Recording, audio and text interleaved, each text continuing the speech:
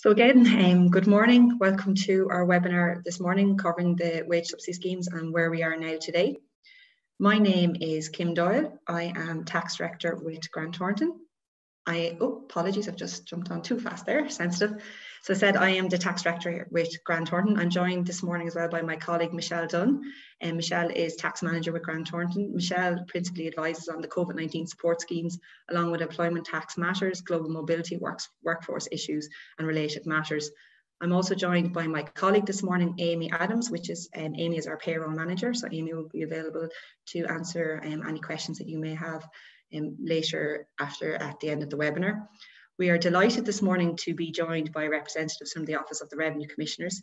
We have Karen Byrne, and Karen is the Assistant Principal Officer. She is in the Personal Division, and Karen is the Change Manager for both the Temporary Wage Subsidy Scheme and the Employment Wage Subsidy Scheme. Karen is also joined by her colleague Michael McCrone. Michael is the Assistant Principal Officer in the Large Corporate Division. Michael's principal role is managing compliance on both the TWSS and the EWSS, which are the wage subsidy schemes. And we're also joined by John Ray. John is Principal Officer in Service for Compliance in Revenue's Business Division. John has been telling me he's been involved with the wage subsidy schemes pretty much from the start, and his responsibilities include the operation of the National Employer Helpline, along with operating the PAYE and the wage subsidy schemes. So before, I suppose, we kind of jump into the content of where we are at as of today in terms of both the wage subsidy schemes, being the Temporary Wage Subsidy Scheme, which I'll refer to as the TWSS, and the current wage subsidy scheme, which is the Employment Wage Subsidy Scheme, which I would refer to certainly as the EWSS.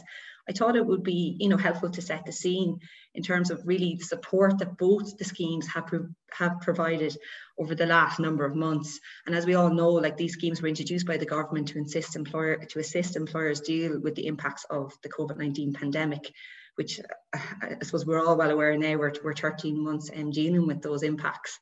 And if you look at the figures, certainly they're quite startling, and certainly something that I wouldn't have expected I'd be speaking on this time, perhaps 2 years ago. I know none of us would have either.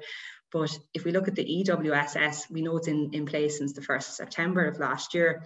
But to date, now these are based on stats as of last week from the Office of the Revenue Commissioners, over 3.2 billion in payments have been paid out. Now this includes the PRSI credit to employers under the EWSS scheme. And really what the stats tell us is, you're talking nearly 50,000 employers have benefited from the scheme and over 550,000 employees. If we look at the previous scheme, which is the TWSS, and as we all know, that expired at the end of August of last year, payments of over 2.8 billion for the few months that scheme was in place. And again, that scheme supported over 66,000 employers, and, the startling number of employees, 663,000 or 600 odd more. So really, I think the stats that Revenue produce on a weekly basis give us an indication, certainly, as to support both the wage subsidy schemes and also all COVID-19 support schemes administered by Revenue. As we know, there's others such as the CRSS, debt warehousing, etc., have provided to businesses as they deal with the impacts of COVID-19. So the focus of the webinar today and over the next 40 minutes or so, you will hear from my colleague Michelle and also from Karen, John and Michael, is on the wage subsidy schemes and really where we are at today and what's the story. So you'll hear from Karen in respect of the Temporary Wage Subsidy Scheme reconciliation process and really what action Revenue have taken to date in terms of the reconciliation process, and I suppose perhaps for yourselves as employers, what action you need to take and what deadlines and so on apply. Michelle then will follow Karen and will cover the Temporary Wage Subsidy Scheme tax liability arising for employees.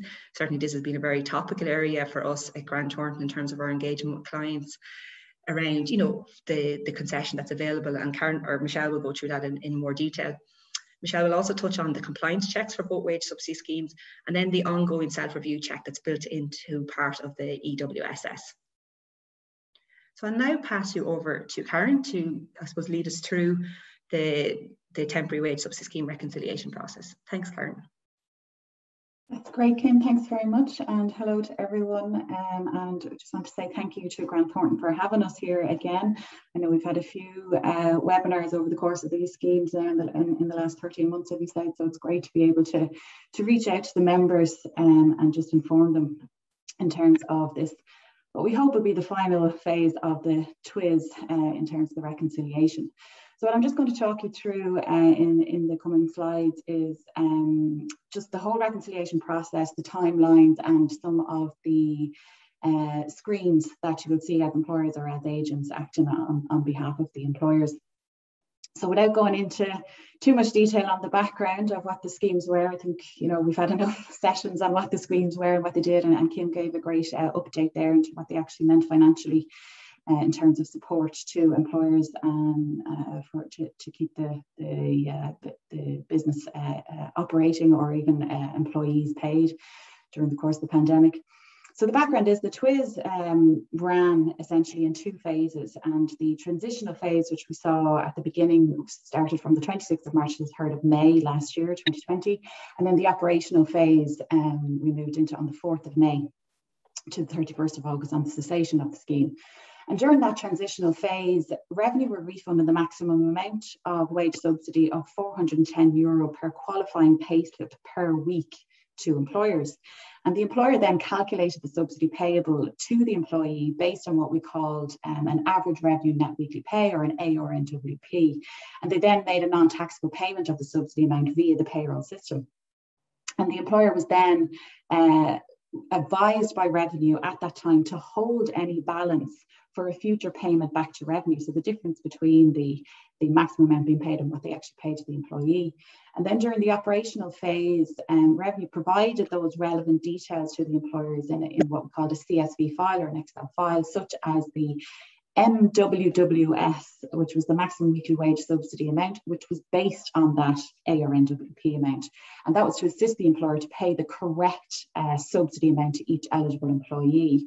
And obviously we saw all sorts of things like the tapering arrangements, the tiering, all of that kind of things that were happening with the amounts based on the gross pay and the ARNWP, and then revenue refunded the correct amount back to the employer accordingly. So that gave rise to the requirement for this reconciliation process of the balances of the subsidy amounts that were paid to the employers during those two phases. And it is something that revenue have consistently said, is that there will be a requirement for the reconciliation down the line. There we go. The next one. So the CSV files, and again, just to avoid any confusion, throughout the course of the TWSS, there were a number of CSV files. So just to avoid that confusion, I just popped this slide in here. So we initially saw that employer CSV, and everyone who operated the Twss would be familiar with this. It was used during the operational phase from the 4th of May to the 31st of August. And that's where revenue were providing those details based on the MWWS and the ARNWP. So they were able to calculate that correct amount of subsidy.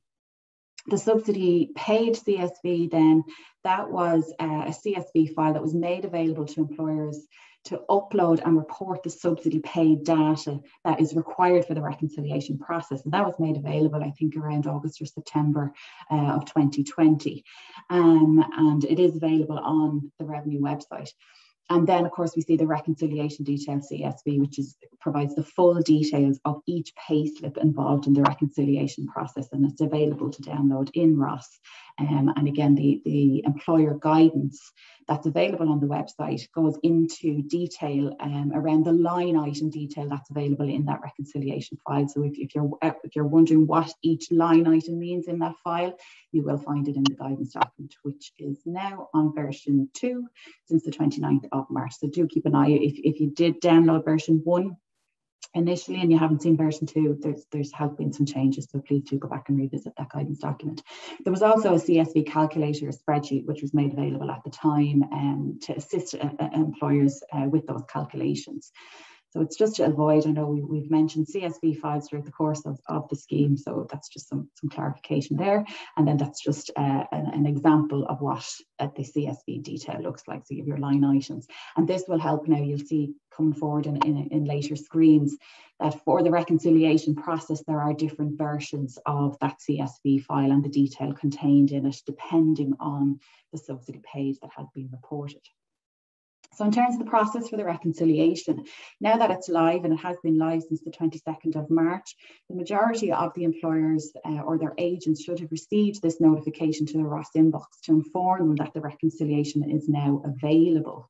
So most employers or agents should be familiar with this already. And so they go into the Ross My Services screen, and we have the Twss reconciliation link has been inserted in there. And again, that has been there for some time. So employers should have seen it and should have been using that if they report and subsidy paid through that facility. Now, there are a small cohort of employers where the reconciliation was not available from day one. But most of those employers would have already been engaged with revenue in some sort of process. So they should have been aware that that notification was not coming. And I'll talk a little bit more about that cohort of employers later on and about those cases. So when the employers go in, that link is there on the right-hand side. And as I said, there's a number of versions of the reconciliation CSV file that they'll see relevant to them and how they have reported that subsidy paid. Now, if the reconciliation is not available for employers and you're not one of those cases that you're already involved with a caseworker, then do contact your Ross administrator. So whoever is holding that Ross certificate administrator for you, or who can access that admin services page. We did see that, because of the pandemic, because offices were closed, the certificates may have expired, or the administrator might just need to have updated them.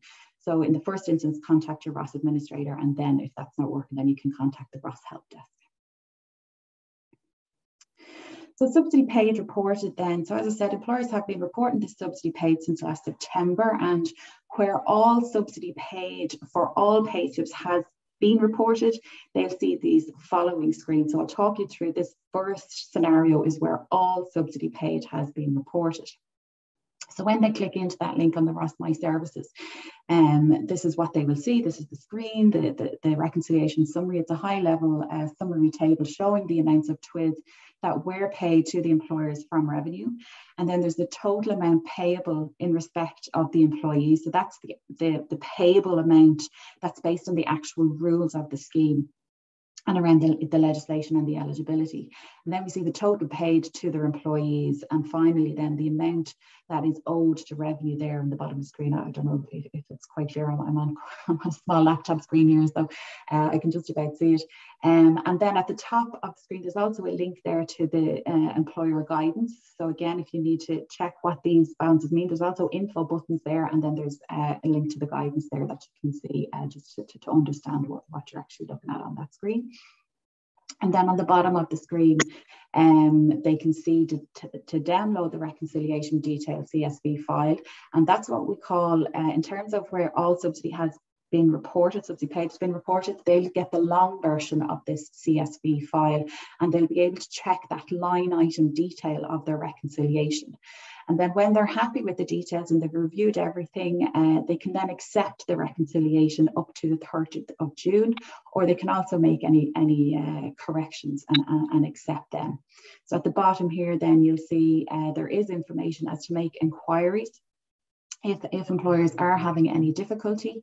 But only contact revenue, or only use these contact details if you have reviewed the CSV file and you've read the employer guidance, because there is a lot of detail in that employer guidance document and about the process. And if your query cannot be answered by then please do make contact with us. It could be a technical issue or something that you're having.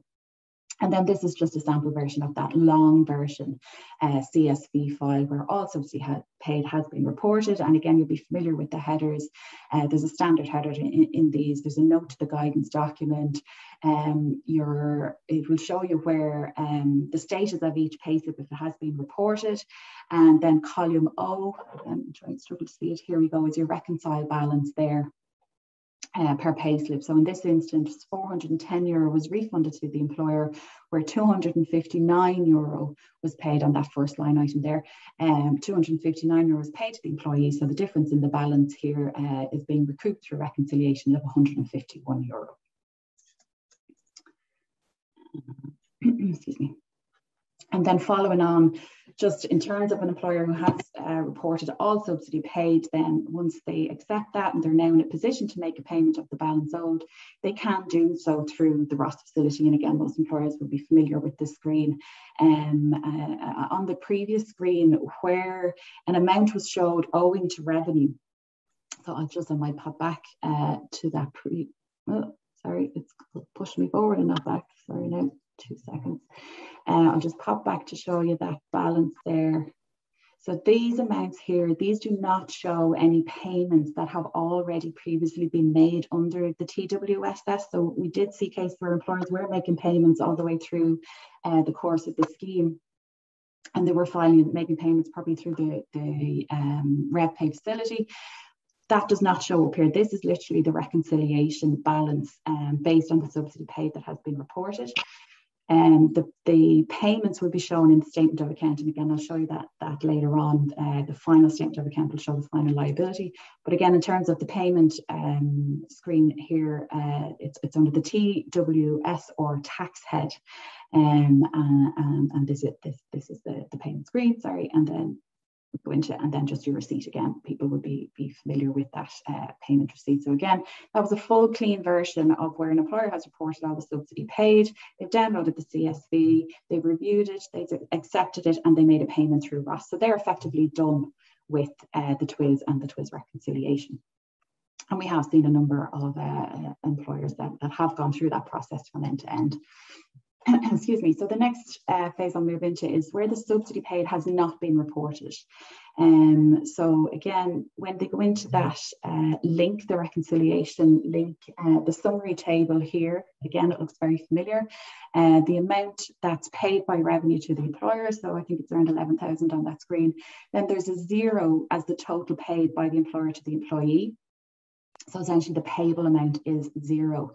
So the full 11, I think it's around 11,500 on that, is now due to be repaid back to revenue. Now the text underneath at the bottom of this screen does state that as no subsidy paid has been reported, the record shows that the full amount is due to be repaid. But in order, if they want to reduce that amount that's due back, the employer can immediately submit the subsidy paid data for the employee. So they still have that option to actually submit the subsidy paid data. And again, it's going back through the process that we had. You can upload the subsidy paid and view the upload result there. But in the instance where a subsidy paid has not been reported, they don't have the facility to accept, where we saw in the previous screens, they don't have the facility to accept the reconciliation. But they can again download the CSV and show the line item calculations and the subsidy payable. But they can also upload then the subsidy paid reported, or through, I think we had 2 other options, through the Ross manual reporting or through their payroll software if it does allow. So again, I'll just show you a quick example of that CSV. So this is a case where subsidy has not been reported, and you'll actually see there, I don't have the column items there, but you see there it's unreported on that, and it will distinguish between where the employer has reported either 0 and those that haven't reported anything. So it will show 0 in the subsidy paid column, but if nothing is reported, the word unreported will appear, and then revenue will recoup the full amount, in this instance of $16.40 for those payslips, if they remain unreported. So if they do upload the subsidy paid detail, it is in real time. So the reconciliation will calculate, and then they can, or will recalculate, and then they can come back in and get a revised CSV file and have the subsidy paid included there, and that will bring to bear on their final calculations then for the reconciliation. So in terms of a refund then from reconciliation, so this is the screen where, again, we're going back to where all subsidy paid has been reported. And again, you see the high level summary table, the payable amount to the employees, and what was actually paid to, the employees. And then the result will show, in this instance, I think it's about a 3,000 plus balance. So again, this employer can download the reconciliation CSV file. Any money will not be refunded. So if it is owed back to the employer, it will not be refunded until the employer accepts the reconciliation. And on foot of that, then the refund will be made. So if there's any issues with the subsidy paid data, they can still make corrections to that before accepting the reconciliation, and then any changes will be reflected in that balance. So again, we just have the same detail there, the corrections and the inquiries material on the bottom of that page. And again, this is an example of this CSV file, and you'll see on the last two line items there that the original refund was disallowed because there may have been a J9 pay slip in there that had a leave date. So initially revenue had said that if they were entitled to a payment and this was the last pay slip when they were leaving, then the leave date was included. So the employer reported the subsidy paid, the payable was calculated, and the last column there then shows the reconciled balance as a negative figure in that instance. So obviously if money is owing, it's a negative figure, there's zero if nothing is owing, and then a positive figure is money due back to revenue. So the refund not allowed reason is shown in this case, and if employers do have this issue on their CSV file, they can actually filter the file to find that reference there on that column for any pay slips where there may not be a refund allowed reason. So as I mentioned at the start there, there's a particular cohort of employers where reconciliation was not available from day one. And they are in a process with revenue with their caseworkers, and they're working through those cases. So some employers will not have received that email to say it's available, but if they logged into Ross, into the My Services, they still see the link that's there, and they'll be brought into the reconciliation screen, and the screen will then tell them that the reconciliation is not available to them, but they can download a short version of that reconciliation CSV file, and that shows an amount of information, a certain amount of information, and they can also upload the subsidy paid data as well for where it may not have been reported. So I'll show you the shorter version then of this CSV file. As you can see, it doesn't have all those lengthy columns there and a lot shorter information on the file. So it shows each payslip with each refunded amount and the subsidy paid as reported. Now, they don't get the subsidy payable and a reconciled balance here. Again, that's not available until the reconciliation will be ready for them. Depends on whatever process the employer is going through with their caseworker. So they can see the subsidy paid, or it would be unreported if they haven't reported it there. And again, when it is available, when the caseworker has finished the process, they will get a Ross notification in the inbox, but it essentially depends on the ongoing contact with the caseworker as to when that's finalised.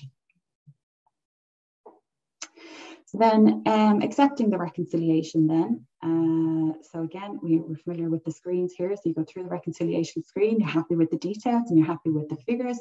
They can then move on and accept the reconciliation. And this is the button there. And that essentially crystallizes the liability or the refund that's owing or owed essentially to the employer. So if they come back into the screen after they have accepted, this button will be disabled for them, and there will be a note to say that they have accepted the reconciliation, and it will show the date that they accepted on.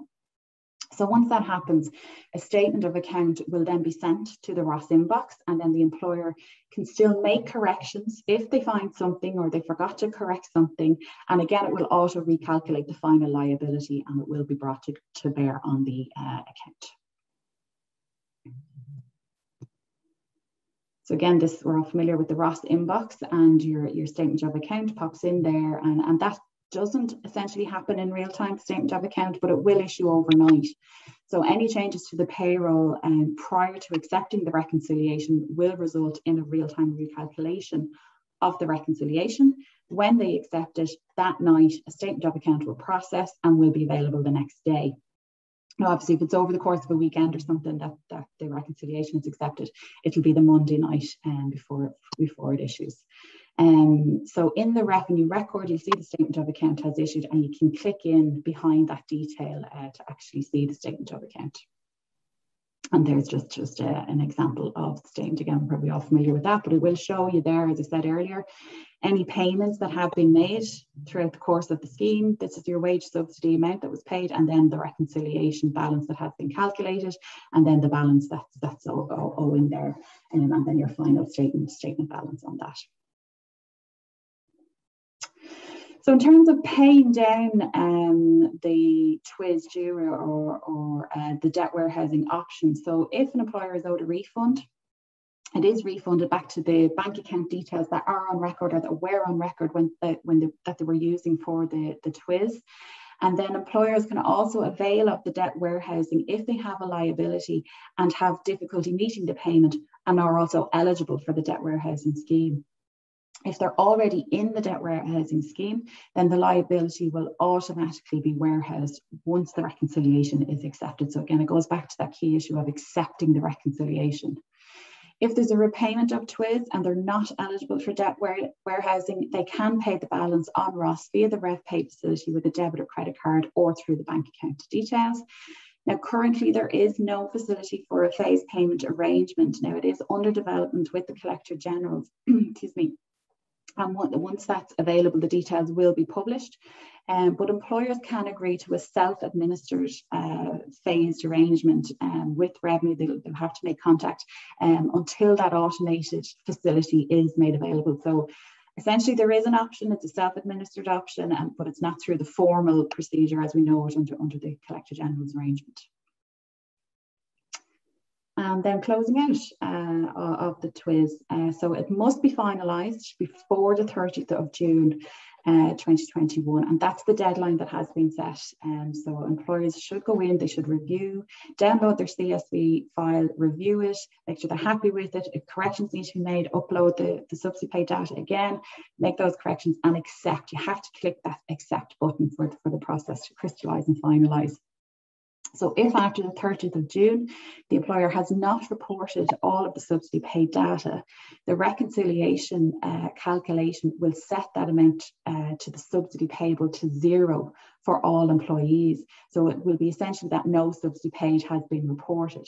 So that will result in the employer being liable to repay to revenue any subsidy payments that they received for those pay slips.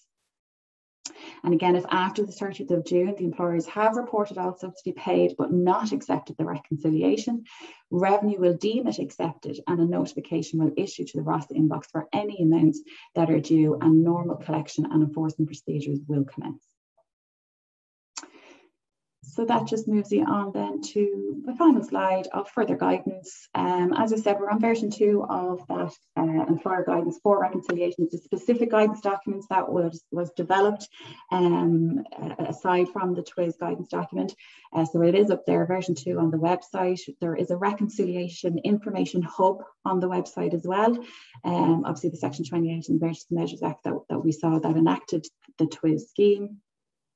You may need to look back into the FAQ document did go to version 18 for Twss, but the operational phase is covered in version 8 of that FAQ document and then continued on into, the transitional phase is covered up to version 8 and then the operational phase is covered in version 18. So if you are struggling to understand back to the original concept, you'll find further guidance again in those two, and they are linked in the informational hub for reconciliation. So thank you very much. I'll hand you over to Michelle, who'll continue on with the session and then hopefully talk to you in the Q&A. Thanks very much. Yeah, so just to go back really to set the scene in terms of what we're here to talk about today, and the crux of it really is where we're at with the EWSS scheme and the TWSS scheme. And as Karen has, quite comprehensively pointed out, the reconciliation is key at the moment.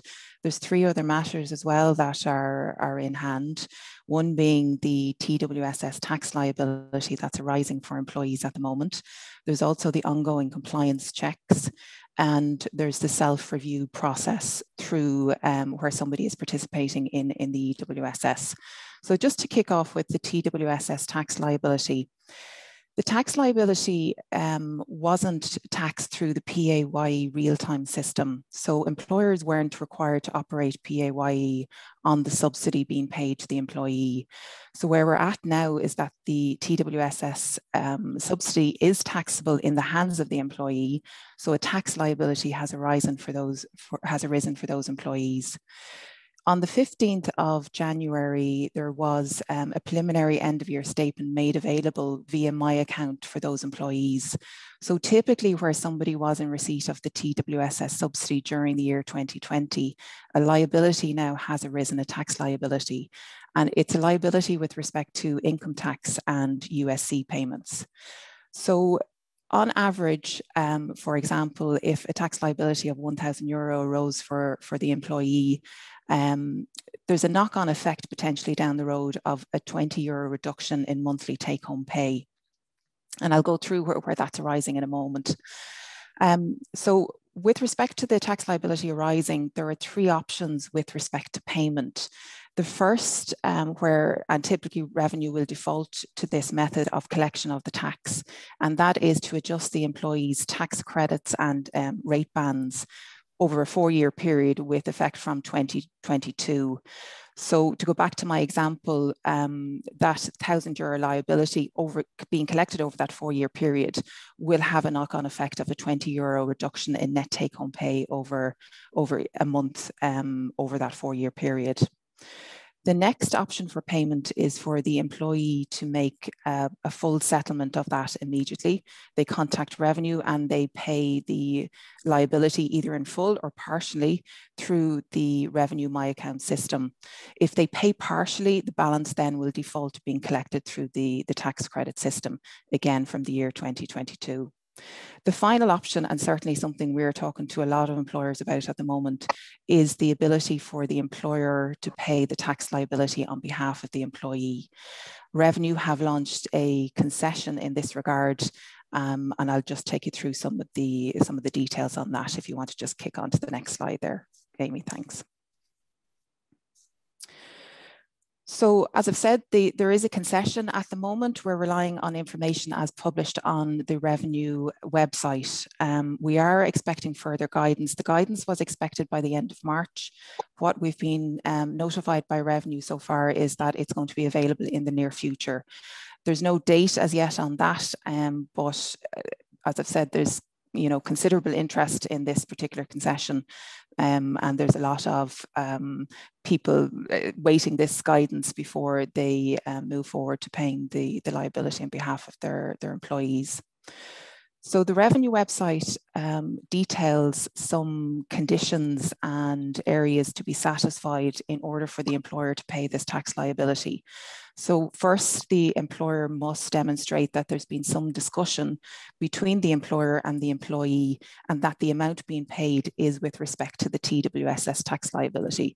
So for example, maybe internal emails, any documentation that you've issued to employees, employers should retain that on file to supplement and support the fact that they've made this payment with respect to the individual's tax liability. Other items that the employer needs to consider will be how to quantify the TWSS tax liability. And again, this is causing, much internal discussions and discussions with clients in terms of how that amount should be quantified. Revenue have specified that employers can rely on the preliminary end-of-year statement that was made available to employees back in January. The issue with that is that information potentially could be very sensitive. The employee may not want to provide it to the employer. Perhaps they're jointly assessed with a spouse, and they don't want that information to be made available to their employer. So there's sensitivity around that information. So it's going back to how do we actually quantify what the TWSS tax liability is. And I suppose before employers go the route of saying that they're going to pay this tax liability, they need to know what to quantify the amount and what it's going to cost them before they approach the employee. So certainly, as I've said, we're working with employers sometimes trying to quantify that amount and working through the details in terms of how they might go about communicating that to employees. The one thing to point out with respect to the concession is that if employers go ahead and pay the tax liability on behalf of employees, the expense is not deductible for corporation tax. So there's no corporation tax relief on any amount paid by the employer with respect to this concession. Currently on the revenue website, the deadline for payment with respect to the TWSS tax liabilities and the BIK concession is the 30th of June 2021. Now, we've received indications that this date may change given the fact that the guidance is a little bit later than anticipated. So we wait to see whether that deadline may change. And there's certainly employers putting the foot forward to say that perhaps waiting till the end of the year will just give them a little bit more time to make this payment. They want to do it. We're still living in uncertain times. So if we could push this deadline to the end of the year, we may be in a better position to make payment. And it's something that we want to do for employees. So lots of issues around this concession that we still have to nail down, and we're hoping the guidance is going to provide some light on the issues arising. That's just a link to or an extract from the revenue website with respect to the concession. And as I've said, that's what we're relying on at the moment until the guidance comes forward. So just on the next topic then, the TWSS and the EWSS revenue compliance checks. You know, the majority of employers at this point, if they've claimed the TWSS, have gone through the compliance check stage. If you want to click on there, Amy, thanks. Have gone through the compliance check phase for the TWSS subsidy payments. So they really kicked off around the summer of 2020, and we certainly saw some employers getting notification around August 2020 with respect to the compliance check. So the compliance check really looked for confirmation of eligibility for entry into the scheme, so supporting documentation around that 25% drop in income, either in turnover or customer orders or some other basis that the employer may have used, and also to ensure that the subsidy was actually paid on to the employee. So there's lots of information requested from employers around the TWSS checks, and for most employers at this point, they're closed off.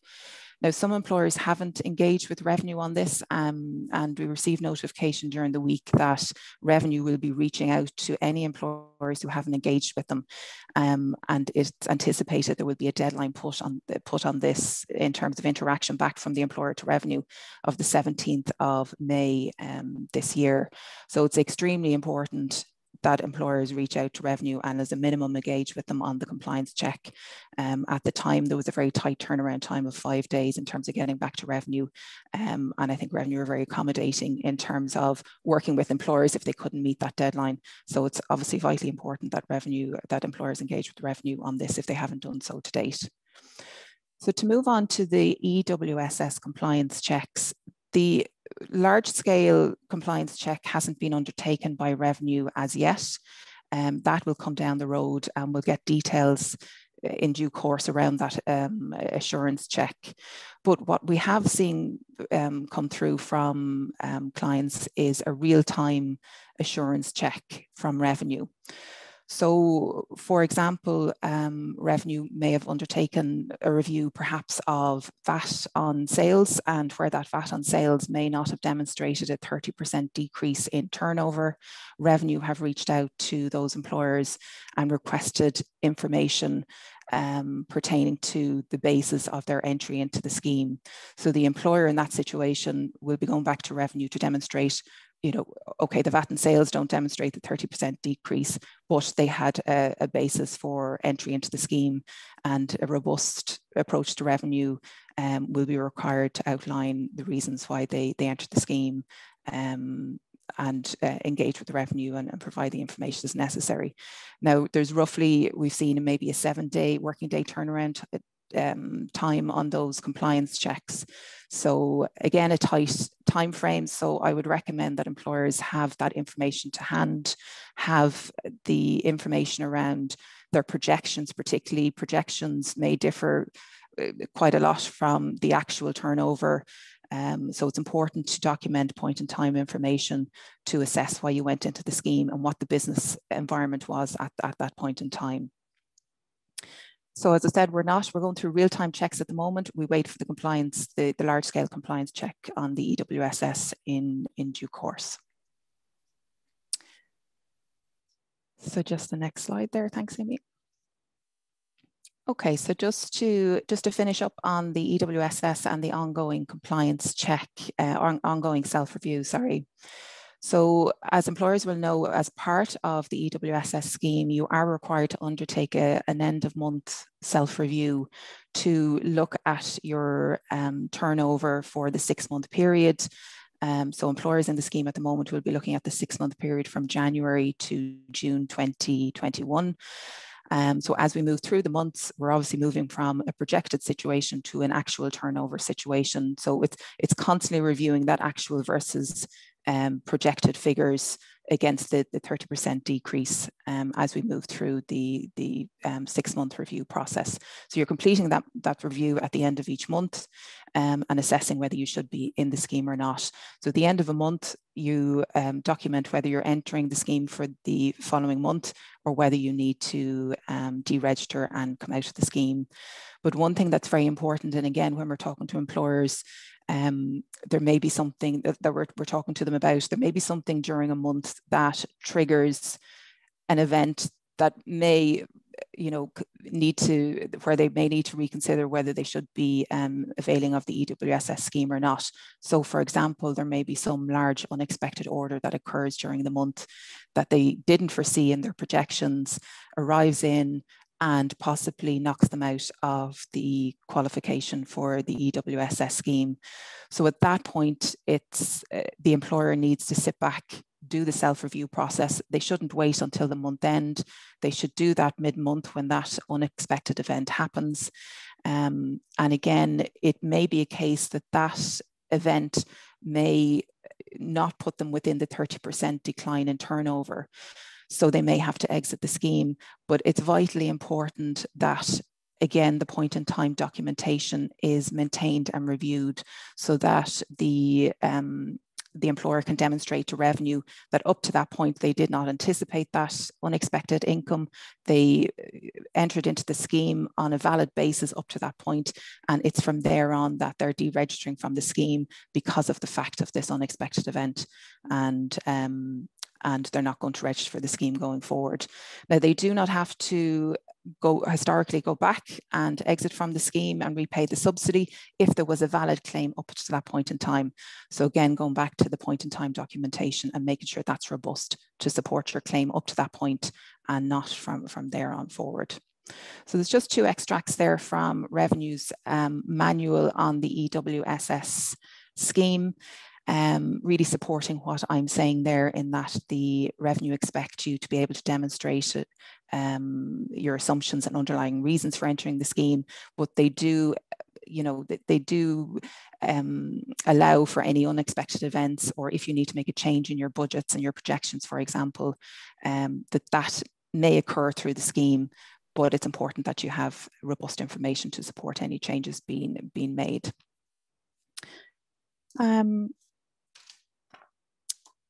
So I think the final point, just in respect to this, we've certainly come across some employers who may either have decided themselves to, as part of an internal process, decided to maybe pay back the EWSS scheme, EWSS subsidy, or perhaps have either now or at a point in time in future maybe requested to do so by revenue, perhaps because the documentation doesn't support entry into the scheme. So we just thought it would be useful to cover off the practical steps for repayment of the EWSS subsidy. There's fundamentally a 2-step process to do so, because effectively you need to repay the EWSS subsidy amount, and then separately you'll need to pay the employer's PRSI. As you know, there was a reduced PRSI, employer's PRSI attaching to the EWSS subsidies. So you'll need to pay the additional amount because the individual isn't going to claim the EWSS subsidy amount. So the first step is to rerun the payroll that had the EWSS amount attaching to it. So you'll rerun the payroll without inclusion of the EWSS. So for most software providers, it may just be a tick box. You rerun the software, the payroll, resubmit the payroll without that EWSS box being ticked. What that triggers then is a new statement of liability, and the extra amount that will be generated through that process will be the PRSI payable by the employer. So the extra amount, typically between the 11.05%, the standard rate, and the 0.5% that was attaching to the EWSS subsidy amounts. So a PRSI amount will be triggered. You'll pay that through the normal process of paying the employer's tax PRSI, PAYE amount on a monthly or weekly basis whenever you do that. So you'll pay the extra PRSI. And then separately, you need to look to repaying the EWSS amount, and that's done separately, and it's done through Revenue's RevPay system. And you'll see there on the screen, we've just taken an extract of the relevant section, and there's a separate drop-down box under tax payment and declaration, and that is for the EWSS amount. So if you, so you've calculated what the EWSS subsidy amount that you're paying back is, and you'll pay it back through this amount. So just be mindful that there's two steps in terms of the EWSS repayment is separate to the PRSI payment that will now be due. So that's it. So just to finish up, to say that's our web address for our COVID support page. Feel free to log on. Any updates will be issued through that. We'll also be covering the revenue guidance when it becomes available, and we'll be putting up some information on the guidance when that comes out through that web page. Many thanks, Michelle, and thanks to Karen also and thanks to both of you for bringing us through the current focus of both the temporary wage subsidy scheme and the employment wage subsidy scheme. So now we're just going to have a look at some questions that have come through. Just a reminder to all attendees, if you have any questions in relation to any of the topics we've discussed today, you can use the Q&A function that's available at the bottom of your screen. So you kind of need to hover down and it'll pop up. So you should see the Q&A there. So you can just type it in there and I'll go through them and address them to each of our speakers today.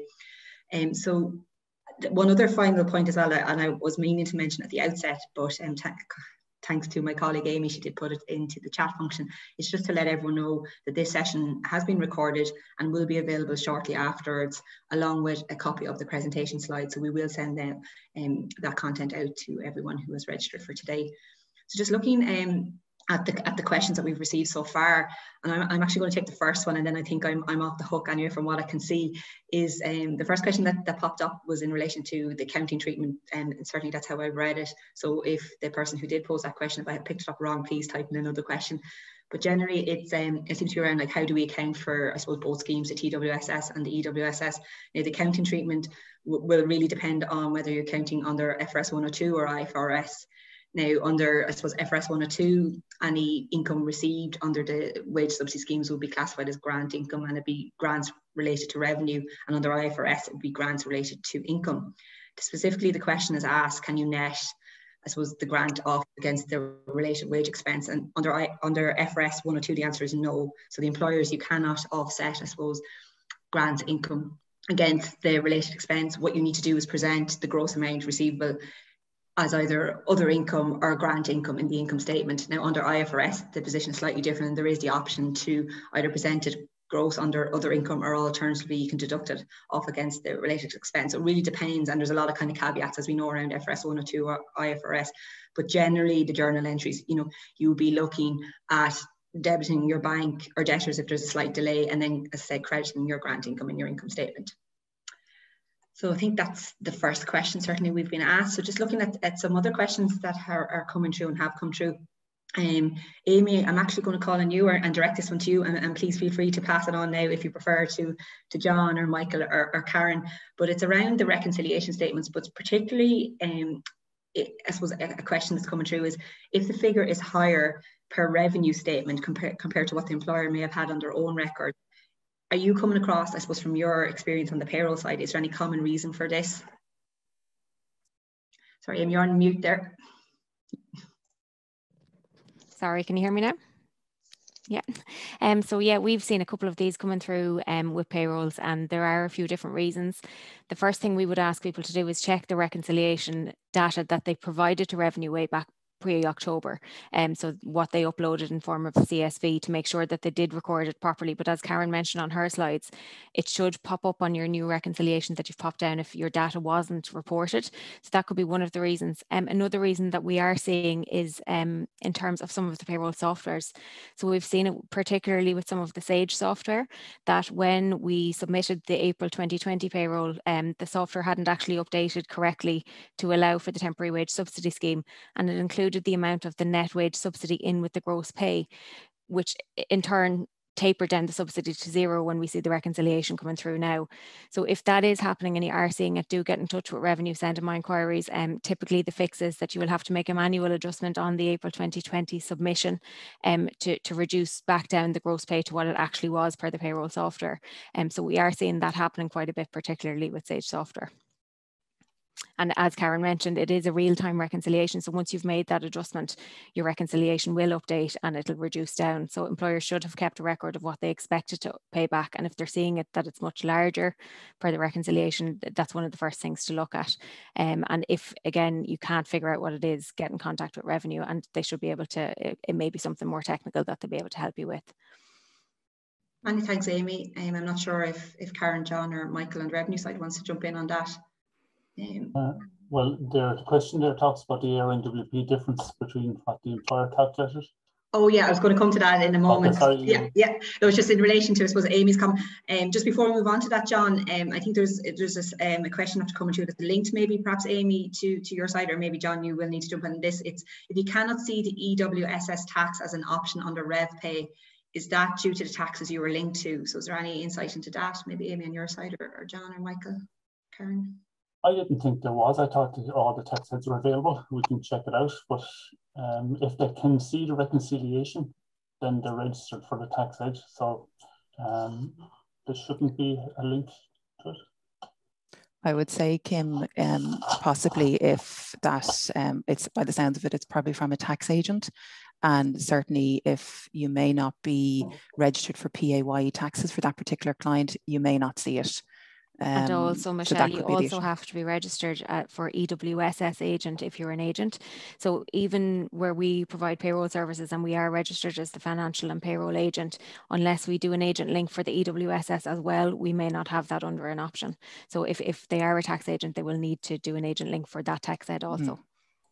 Okay, thanks. That's very comprehensively answered. So thanks to you all. Just another question coming through, and it's one that we're getting asked as well. So John, I'm going to jump in with this one first before I will come back to that other one you've just mentioned. It's around the EWSS, and I suppose we've all seen, heard or read that the Minister for Finance recently laid motions before the Dáil to confirm or to extend the schemes from the end of March to the end of June. And there was indications, and certainly in the media, that the scheme, the EWSS, wouldn't just, I suppose, stop immediately on the 30th of June. But is there anything at this stage, maybe, John, that you, or any insight, or Michael or Karen, that you have, or tell us on the possible look and form of the EWSS post the 30th of June? Thanks. When they originally did the original extension, he mentioned that there would be no cliff edge, and he reiterated there that last Thursday when he brought the regulations back to the Dáil, where it said that they weren't expecting any cliff edge for the schemes. And he also went on further to say the value of the Ewss scheme, and it just protects people from going across the pub and the linkage there. So they've given public recognition for the need for the scheme. While they didn't go into the detail of what the scheme looked like, there was quite a number of questions coming in on the Dáil from the other ministers and representatives there on the day, asking for amendments to it. We'll see what they come back with on it, but it does look like that they are going to consider an extension to the scheme. The format that takes, I'm not sure. We have passed on the implications it would have for payroll operators, for employers, if there was a scheme, a fundamental change in the scheme, because, as you know, it would have big impacts on payroll providers. So they're aware of those implications. Okay, many thanks, John. Much appreciated. Just while we're on, I suppose, kind of the future gazing kind of theme of questions. Michelle mentioned there, in terms of the EWSS real-time compliance checks, we've seen a few letters coming in for clients already.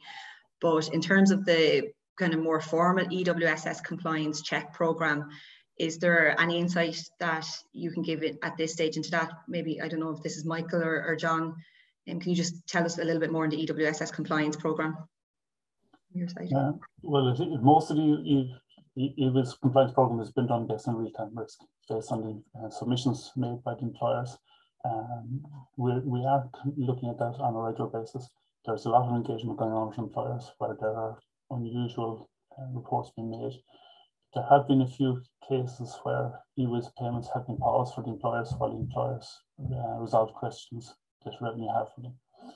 There probably will be a bit more of a program, but there's no plans at the moment to do the wide-scale campaign that was happened with Twss. But as you know, we have a number of criteria which we use to select cases for verification. Thanks, John.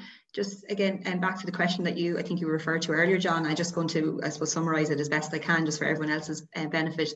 It's a question, I suppose, it was directed to Karen, but perhaps more for yourself, John. It's around, I think an employer got an MWSS figure for an employee that was lower than the A or NWP, which I suppose the employer considers to be incorrect. And I suppose, is there any insight or anything around as to why the MWWS was lower? I suppose the most common question we get there relates to the fact that the employee could have had multiple employments. So what the employer is looking at is the values that they believe that the employee received, whereas revenue during the operation phase is looking at all employments for the employee. As well as that, we're looking at the information that the employer actually submitted to us. That sometimes differs to what the employer believes they submitted to us. And I think Amy commented on that there a minute ago with regard to some of the submissions that people would have made before. We would have seen gross pay, subsidy paid in gross pay, but not in pay for income tax. There's a few elements like that. But I'd suggest to the employer in the first instance that they go back and they look at the actual submissions they made. And the definitive guide to that is actually looking at the submissions on Ross rather than what their payroll system has. And if they have a particular issue on an employee, they can talk to revenue through my inquiries. Karen, do you want to add anything to that? And I think we had put it in the guidance, it was in the FAQ guidance at the time, just a reminder, I think it was in 4.3 and 4.5 of the FAQs at the time, to reminding people that this is the mechanism that we would be using because we would be basing it on the actual submissions. Just to add to that, John, we also saw it a lot where an employer would contact us to say, you know, this is what we believe is the average net weekly pay. But when we actually looked at the submissions to Ross, maybe they weren't paid for week 1 of the year and they were dividing by the number of weeks, even though there was no submission for that week. So they weren't dividing by the correct amount of insurable weeks. So what we would have advised was to always go with the revenue figure rather than a figure you've calculated yourself based on your assumptions. And when you look at the submission dates as well, we sometimes see employers have made subsequent changes to the pay slip. Absolutely. They'll come in and look back and say, yeah, but now it says, whereas we had to take the information at the time. And thank you very much. A question that came through, and I believe it was posted just before Karen covered it. It's around the fact where an employer or agent can't see the Twss reconciliation. Is it due to some ongoing compliance check progress? So Karen, I'm correct, I was following you. You had a few slides on that. I'm not sure if you have anything you want to add in relation to that question. No, I think I covered it in there. If they can't see it, and I think Amy made reference as well, if they can't see it, it could be down to the Ross administrator, it could be down to the Ross cert, it could be down to the agent link if it's the agent doing it. So, you know, the first instance would be to check your Ross certificate. If you're the administrator, if that needs updating, if there's an issue there, contact the Ross help desk. If they still can't see the link, you know, if they are an agent, try and contact who the administrator is and give you that access as well. And it could be the tax head link also. Just make sure that everything is up to date. And then if you still can't see it, to contact revenue. If they were in a process, they should be aware that they're in a process with a caseworker. So if there is no case ongoing that they're not aware of, then do make contact through the My Inquiries if they can't see the reconciliation link. Karen mentioned the second version of the employer guidance. There was additional information provided in the second version which relates to this issue. So I suppose we would encourage people to make sure that they're looking at the most current guidance.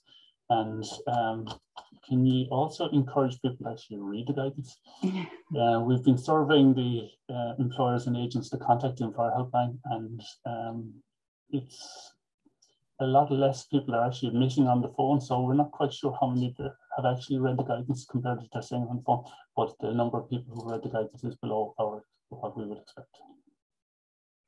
Okay, that's certainly noted, John. The guidance is key. So just two quick questions before we finish up, if I might, I suppose less than a minute on them both. So I'll start with one here around, this is a question for revenue generally, so you can take it whichever one wants to take it, Karen, John or Michael. So the question is, are revenue examining the eligibility of sports clubs in relation to claims? So a bit of a specific one, but... For Ewss or for Twss? Which one is it? It's for... Doesn't say. Doesn't say, but yeah. Okay. Yeah, I think it popped in there when we were discussing Ewss.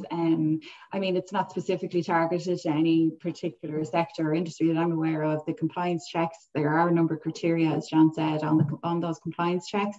They're not as widespread as we saw with the Twss. I think every employer was checked under the Twss for eligibility at least. But in terms of the Ewss, you know, the risks are built into the system there for compliance checks, but not specifically to sports clubs that I'm aware. It is based on the eligibility and you know, those certain risk criteria that's built into the system. Thanks, Karen. And I'm conscious of the time and we're slightly over, but I suppose one last question came through, and I do have one final one that I did want to close on, but just if I could take this one quickly, came through the chat function. Again, it's to Karen, John and Michael. When calculating the Twss payments, we taper the non-taxable amounts payable based on the CSV file sent by revenue, ARN, WP. Is it possible revenue would have tapered the non-taxable amount again? It's in the chat function. Leave that one to you, John.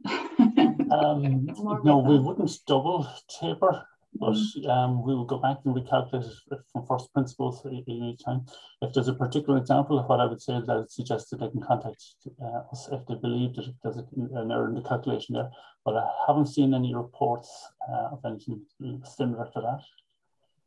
Okay, thanks very much, John. So just to, I suppose, to finish with one last question, and it's linking back to I suppose Michelle and what we heard from Michelle around the TWSS employee liabilities and employers paying those liabilities on behalf of the employees and the revenue BIK exemption concession. And Michelle mentioned guidance, and I know certainly it's something we've been asked first, you know, from clients since January. Is there anything that you can add, I suppose, Karen, John, or Michael, from your side? I know we've already heard from Michelle on the fact that we're expecting it soon. Have you any other insight that you could share?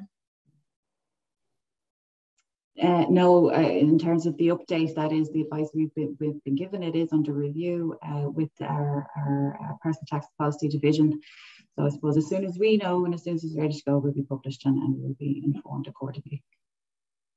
Okay, thanks, Karen. Yeah, we'll certainly be keeping a daily, if not hourly, watch on the Remedy website. Certainly, I have the alerts anyway, so we should get them straight away. Yeah. So I believe we've certainly covered the question answers and most that have come through. Does any Karen, John, Amy, Michelle, or Michael, do you want to add anything just before we close? Could I suggest that Revenue strongly urges employers to get involved in the reconciliation process, to download the file and have a look at them. If there are any issues, please take the time to look at them and review the guidance and send them into revenue early. We expect that there will be a bit of an increase in contacts coming up to the 30th. And if you are to allow for turnaround time for any queries into revenue, to get your deadline done by the 30th. So we'd encourage people to get involved in that and pass the message on as much as possible. Thank you, John. Is there any other comments from anyone else before we close? If I could just one comment. Please do, Michael, please. Just on the point about if people are being asked to pay more than they expected, one of the things that I think that's important is that the reconciliation CSV that's up on Ross does not take account of down payments or payments in account that employers have already paid back. So if they've paid back 100,000, that won't be reflected in the CSV statement on Ross. On the Twss reconciliation, they can see that separately. So it's just an important point, I think, to bear in mind. And I would reiterate what was said already. By far and away, the greatest reason why there's a difference between what the employer expects to be paying back and what is being looked for is the subsidy in gross pay.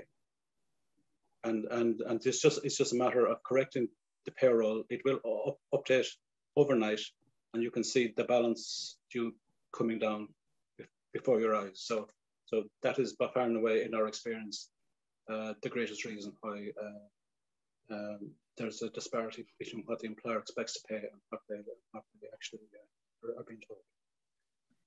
Many thanks. Thanks, Michael, for that reminder and warning. So that's it. I suppose I just close. I want to again thank Karen, John, and Michael from joining us. We are delighted that I suppose you can join us from the Office of the Revenue Commissioner today and give us your view and insights. And also thank you to my colleagues, Amy and Michelle, as well for their sharing their experiences in dealing with both these wage subsidy schemes. Just a reminder to everyone that the recording will be circulated and a copy of the slides, and just also to thank our colleagues, Amy, Jessie, who are also behind the scenes, who supported us today with the platform of Zoom and dealt with the questions and any technical difficulties. So other than that, just wish everyone have a lovely day, enjoy the rest of the day, and take care. Thank you. Thanks, guys.